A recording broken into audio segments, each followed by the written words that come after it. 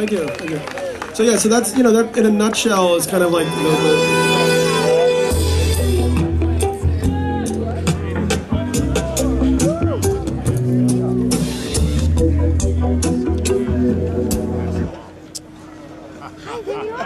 so that's in a nutshell, you know, gives you a sense of the movie. We're looking at personal transformation, how once you've had that kind of personal, deep experience of transformation, you then recognize the need to kind of help this initiatory process that's happening more on like a global level. And then we're looking at tools and techniques and ways that we could begin to what's that?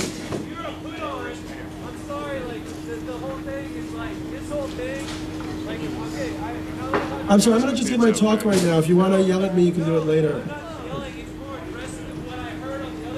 Okay, thank you very much. I'll talk to you about it later. Okay. Okay, all right. Okay, cool. So anyway, so as I was discussing, Go to the other stage, man. as I was discussing, you know, I had these experiences of seeing the sacred geometrical forms, and then I began to think of where is there a real world correlate to that experience, and I began to get interested in the crop circles. And you know, basically these patterns have been appearing for 20 or 25 years in England every summer. And you know, I managed to get an assignment to write about them for Wired magazine. And you know, I'd assumed that the phenomenon was a hoax, as most people would. We are all put on. There you Yes, go. I am a put on, I admit it. I put myself on every day and do the best I can. Go to Anyway. the other stage, bro. So looking at these crop circles and getting to talk to people about them, I discovered that there really was a very deep phenomenon here, and that there was incredible complexity to the patterns. They were virtuosic and how they've been executed. And I began to talk to scientists who've been studying the phenomenon for years, all physicists who've done all the scientific research on what happens to the plants in these crop circle patterns. And they've discovered that there's molecular changes to the plants that can't be explained by them being knocked over by boards and string. It have to be some kind of high heat, like microwave or electromagnetic coming from above. And not only have they done this research, they've published papers on it in peer-reviewed science journals. And if you understand how science works, if you put your information out in peer-reviewed science journals and it's not refuted, then that's really the operative hypothesis of where the science stands. In terms of the actual scientific kind of methodology, you know, the crop circles would be at this point, you know, made by some unknown energy source from above, which also correlates with what a lot of people have seen, these little orbs flying over these fields and these crops falling down. And so then there's the level of the landscaping behind them and the you know, virtuosity. And then there's like Gerald Hawkins, who was chief of astronomy at Boston University, was even studying the very simple patterns in the beginning, which were just these like patterns of circles. And he began to recognize that there were hidden Euclidean theorems in how these patterns were organized, and that they were showing different ways to like square the circle, to create these geometrical forms. And as he studied them, he realized that these were Euclidean paradigms that no human geometer had ever discovered. They were actually putting forth like a next level of Euclidean geometry. And he published these you know, sort of essays about the math in the crop circles in science journals and made a contest out of it. Nobody was able to guess, you know, all these theorems. So at the same time, I talked to the guy from the Search for Extraterrestrial Intelligence, SETI, the chief astronomer, which was this thing started by Carl Sagan, and he totally debunked it. He was like, look, you know, it's just grain graffiti, and if aliens, you know, wanted to contact us, they would, you know, why wouldn't they just leave an Encyclopedia Galactica on our doorstep? You know? And that seemed kind of like convincing at first, but I was like, well, on the other hand, like, you know, we're talking about, you know, civilizations that maybe are like far more advanced than we are. Like, how do we know how they would choose to communicate with us? You know, it might be in some other way entirely. So I ended up spending one whole summer and parts of other summers in England studying the phenomenon. And I just began to collect more and more data about it. And it was very confusing, because I did have friends who had hoaxed patterns and were absolutely convinced that the whole phenomenon was a fraud. I also had friends who'd been researching the phenomenon for years and collected all of this, what they felt to be super convincing data that it couldn't be fake.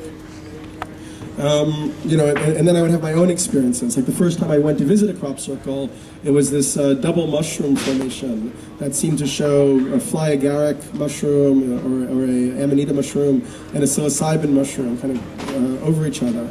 And I'd written this first book on shamanism and psychedelics. The book hadn't come out yet, so I really felt like this being my first crop circle, nothing like it had appeared before. It was almost like it was a sign for me to continue pursuing this path. And as soon as I walked into that crop circle, I synchronistically met somebody who became kind of my best friend among the crop circle researchers. And he'd just been driving down the road. He'd been studying the crop circles for years. He'd been listening to a Terence McKenna tape, and then he'd seen this pattern on the side of the road and gone into it. So the more I explored the crop circles, it seemed like this amazing kind of synchronicity vortex. And once again, almost like a psychedelic experience. And over time, I just became more and more fascinated with it.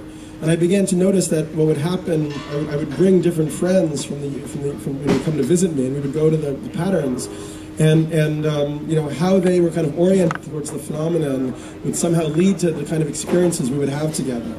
Like I had a couple who were really skeptics about it from California, and they came and stayed with me, and we went out crop circle hunting, and all the patterns we found totally sucked.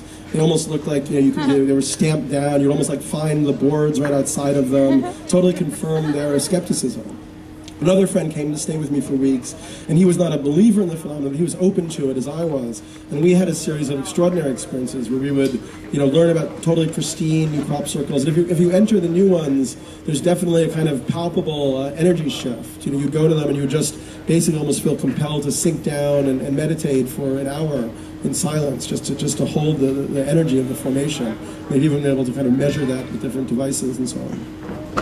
So then I had, I went into a crop circle with another guy who was a kind of conspiracy, military, paranoia dude. And we were in a crop circle together for 15 minutes, and this huge black helicopter appeared overhead and started flying around the formation and stayed there the whole time. So it was almost like his energy or his intention around the phenomenon had brought in this helicopter. Then I met this other woman in New York, and she was more like a new age, bliss bunny type.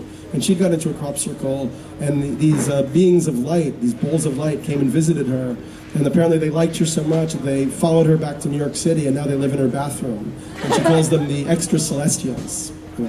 So it just what I began to over time come to, as my understanding of the crop circles, is that it seemed to me that it had to be something that wasn't utterly created by humans, which meant that it was some kind of interaction with a galactic intelligence, a higher level intelligence.